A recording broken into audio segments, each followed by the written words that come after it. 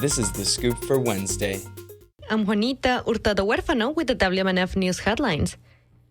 Pinellas County Sheriff Bud Gualteri is at the center of a lawsuit filed by the ACLU alleging wrongful arrest due to a police facial recognition software.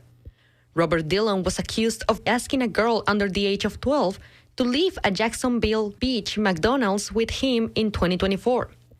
Two Jacksonville officers used the surveillance software, which is managed by the Pinellas County Sheriff's Office, to identify Dillon as a subject. According to the lawsuit, Dillon, who lives in Fort Myers, has never been to Jacksonville Beach. And some Pinellas activist organizations want to turn a struggling apartment complex into public housing. WMNF's Janiah Carter has more. The owner of the Morgan Apartments faces foreclosure due to unpaid utility bills and missed loan payments.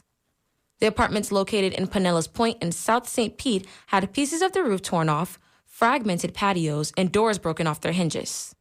William Kilgore, organizer with St. Petersburg Tenants Union, says the tenants struggled with inhabitable conditions. I mean, you're run-of-the-mill, you got mold pests, things like that.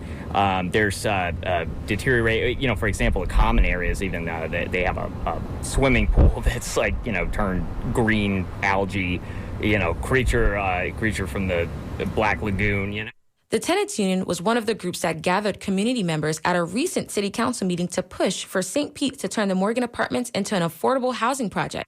Among them was St. Pete City Council candidate Courtney Bermudez. She sees this as an opportunity to improve living conditions and offer stability to working-class families. We're not asking the city to write a check today. We're asking the city to do the research. Is it possible? If the answer to that is yes, then let's look at the next steps moving forward, because these people deserve, at the end of the day, and I'm going to continue to say this over and over again, these people deserve dignity and respect and a safe and comfortable place to call home. City Council did not take any immediate action. For WMNF News, I'm Janiah Carter. Yesterday, the Polk County Sheriff identified a man killed while piloting a small plane near Moore Road in the northern part of the county. According to authorities, Michael Robinson was killed Monday evening. The Federal Aviation Administration and the National Transportation Safety Board opened an investigation. Summer is almost here, and so is intense heat. WMNF's Luisa Campos reports 8 local organizations are educating Tampa residents on how to stay safe amid rising temperatures. The day began with a presentation looking at heat over the last 6 decades in Tampa. It showed that during the 2020s, the number of days with temperatures feeling above 100 degrees were 4 times more than during the 1960s. Karen Liller is the chair for the University of South Florida's College of Public Health.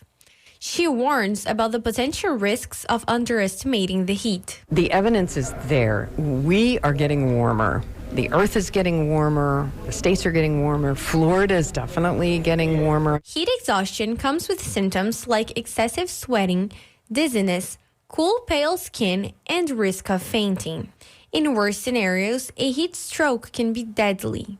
It starts as a rapid, strong pulse, no sweating, and soon after, the person might lose their consciousness. And whom I really worry about is not so much people who can get to air conditioning or can get to fluids, but for people who that's hard. That's hard to have air conditioning, or that is hard because they work outside. Florida still doesn't have a heat ordinance requiring shading or water breaks and workload adjustments for outdoor workers.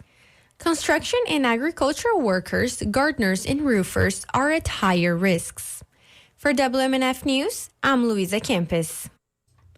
In state news, Immigration and Customs Enforcement confirmed all detainees have been transferred from the detention center known as Alligator Alcatraz. A spokesperson says ICE and the state of Florida moved people from there to other facilities for their safety due to hurricane season. It is unknown if this means the center will be taken down or if detainees will return at some point. Today, it will be partially sunny with isolated thunderstorms and highs in the mid-90s. Tonight, there will be some thunderstorms, but mostly clear, with lows in the high 70s. And tomorrow, it will be cloudy with chances of thunderstorms and highs in the low 90s. I'm Juanita Hurtado Huérfano with the WMNF News headlines.